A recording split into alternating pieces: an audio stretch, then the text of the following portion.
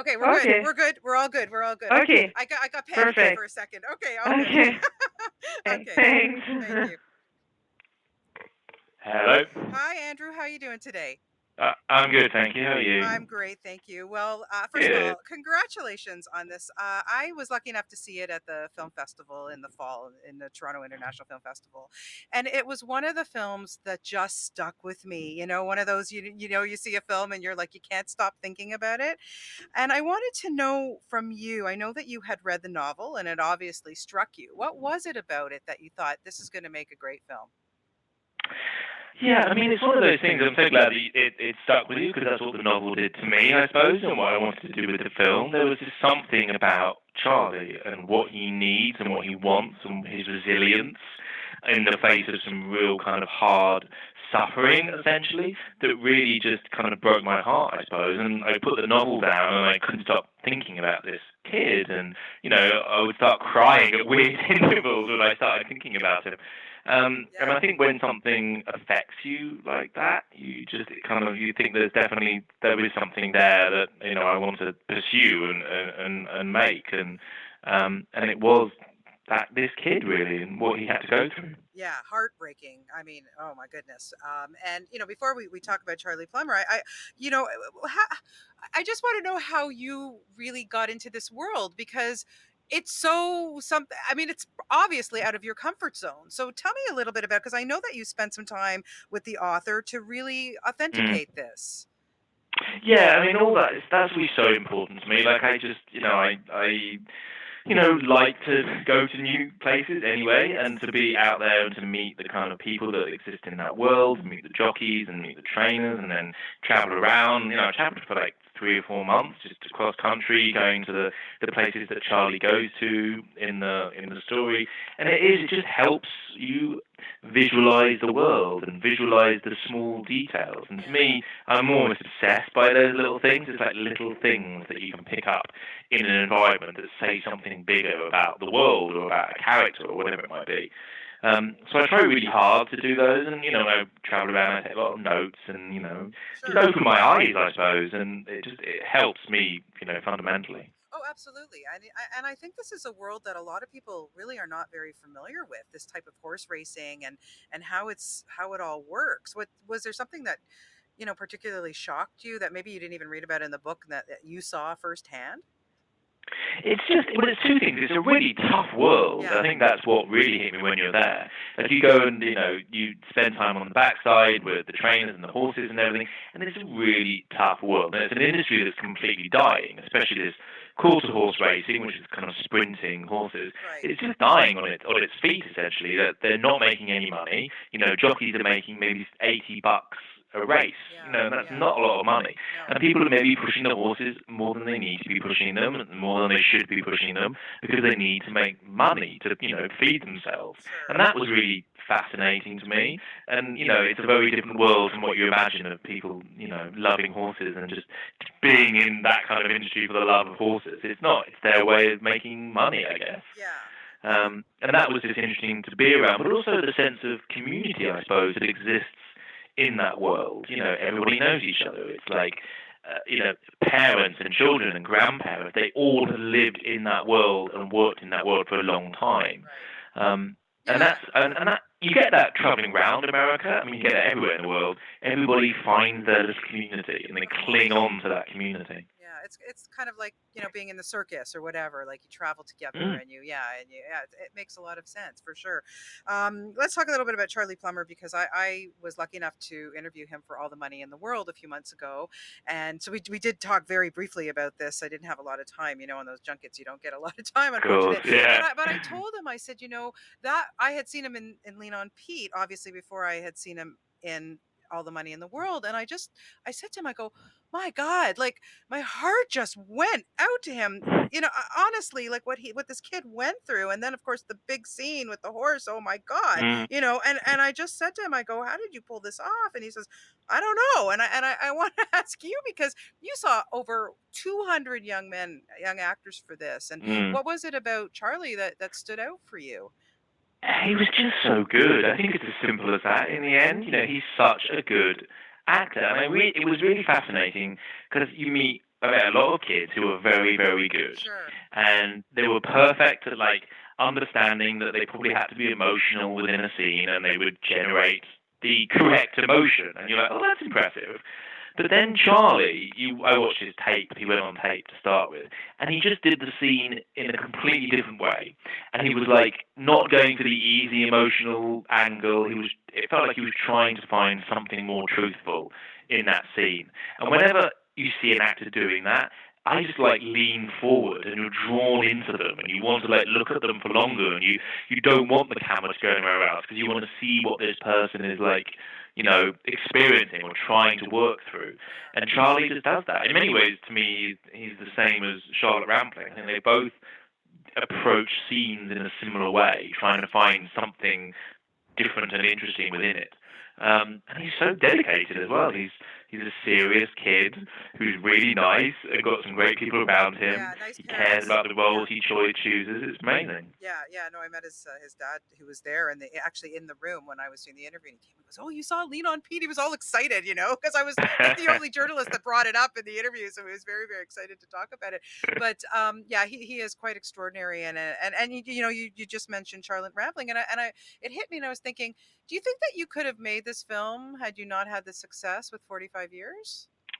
No, I'm sure I couldn't have done. Like, it's not an easy film to get off the ground, Yeah, because you need a bit of money because there's complicated things. You've got horse race and things, and you're traveling around a bit. You need a bit of money. Not that the budget was big by any stretch of the imagination, but we needed a bit of money. But also, it's a tough film to sell as well. So it's not necessarily the easiest film to get out there. So it was a little bit of a challenge. It's not a Disney movie about a kid and a horse, no, clearly. it's not. Uh, but people might have the impression that it is. You Right. know what I mean? Yeah.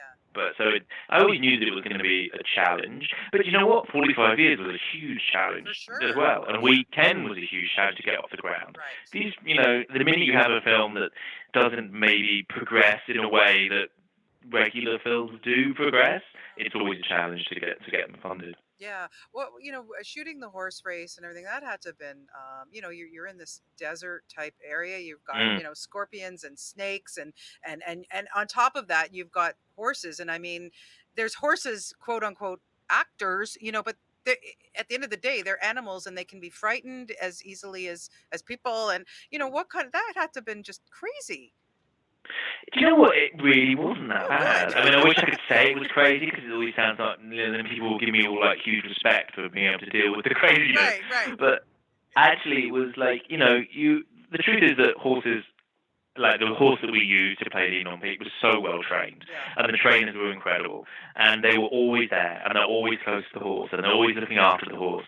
And Charlie, spent 3 weeks working with the horse to understand how to be with him and to take control when he needs to take control and all that kind of thing. Sure. There were certainly some challenges, like the horse racing was actually was very challenging because we had to do it all in one take essentially because we couldn't race. You can't race horses and then race them again and then again and then again. But you can only afford one set of race horses, so you've got to get those shots right. Of But course. I sort of love that tension and I love the concentration it takes from everybody and the passion that it takes for everyone. When we shot the scene, one of Pete's last scenes or his last scene in the story, it's a very complex shot.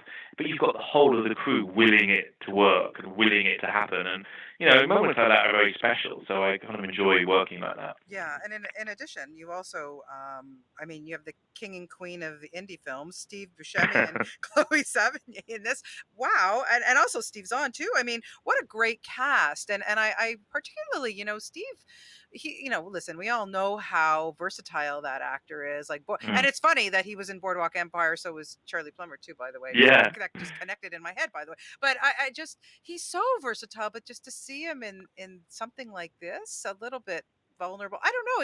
He really stood out for me in this movie. Yeah, I think he's wonderful in it, and I loved how he was in it. And we me and Steve talked about it, about a really grounded performance and a grounded place within this world, and a vulnerable place, I think sometimes for Steve, for the character. He's trying to be a decent guy, but he just needs to make money. He hasn't got time to care about this kid, but he sort of does care about this kid. Right. He knows he's probably only got a few years left of work in him before everything turns to crap. So I love how Steve performs it. It's not, there was a bigger version of this performance that could have existed that wouldn't have felt rooted in the film, and Steve absolutely knew that wasn't the correct characterization for this. That it had to feel, intertwined within the world. Yeah. How was Charlie bonding with the horse? I mean, did that take a lot of time? He was really good. I mean, yeah, he spent like 2 weeks just like cleaning the stalls out and learning to walk with him and learning to, just look after him. And it was great. And it was odd because, when the horse was on set, you could tell that the horse was happy when Charlie turned up on set. And they liked being with each other. I think the horse felt comfortable with Charlie, and Charlie felt comfortable with the horse. And sometimes in some of the shots, the camera's a long way away, and we're not around. Yes. Charlie is literally walking through the desert with a horse. Yeah. And Charlie the actor just did a fantastic job at just, staying completely in character while working with a big animal. Yeah. So just now, is it true that you are scared of horses? Well, I certainly don't like them. They do scare me. The only time I rode a horse, I'd fallen off it, Yeah. and I feel like they know your emotional state, and that scares me because I'm always trying to like hide my anxieties and fears, behind a smile or whatever it is. For sure. But I feel like horses can see through that. You just have to go near them, and they're like, "Oh no, I understand you. I know what's happening." Yeah, they're pretty smart animals, I have to say. Definitely. Yeah. So yeah. So now that I mean, I do you recommend this for well, I don't know. I mean, sometimes kids see these films and then not really young kids, obviously, but then they get the wrong idea about getting a pet, or you know what I mean. But at the end of the day, like when you see how Charlie in the film bonds with the horse, it's like, I don't know, animals are so good for some people. Do you know where I'm getting at here? Like, Yeah. and I just wanted to know if that kind of maybe changed your perspective after working on this film about having a pet, or just having a friend that is an animal. Yeah, well, I think having a friend is probably the important Yes, thing more yes, than anything else. absolutely, I absolutely. think, Yeah, I think it's like we all have just this desperate, desperate need to have like somebody, yeah, like whether it's a relationship or a friend or a parent or sure, whatever it is, sure. we cannot exist alone, and that's why I love the relationship between him and the horse in the story. Like Charlie just is feeling desperately alone, and at this point, like, the only person that feels like it gives him some security and gives him some like purpose almost. Yeah. And so I find that just so both like almost exhilarating but also totally heartbreaking. Yeah, absolutely. So what's next? I know that you have a BBC TV series that you're going to be working on. Yeah, so hopefully that's actually being shot in Canada, so we'll be in Canada for all of that. Where in Canada? Which will be great. I think it's hoping to go at the end of the year. Okay. And it's set in, we'll be in like up in the Arctic, up in Nunavut, and Yes. doing some stuff in Montreal and all over Canada. So I'm really looking forward to that. Oh, good. Yeah, that's If it. it definitely comes together, which I never like to say these things are definitely going to happen till I'm on the set and I'm calling action, because things can always change. Well, hopefully not. And just remember, you've been here, so dress really warm. And I know, exactly. Wrap up warm. Yeah, you're coming at the right time of the year to shoot this Arctic series. It makes sense. Exactly. But congratulations to you, Andrew. It's a pleasure to have a chance to talk to you, and best of luck with this film. I really, really loved it. I thought it was so beautiful. Really great. Good job. Thank you very much. Oh, Great you're so talking to you. welcome. Have a nice Cheers. weekend. Okay, bye-bye. Thank you. Bye. You're welcome. Bye.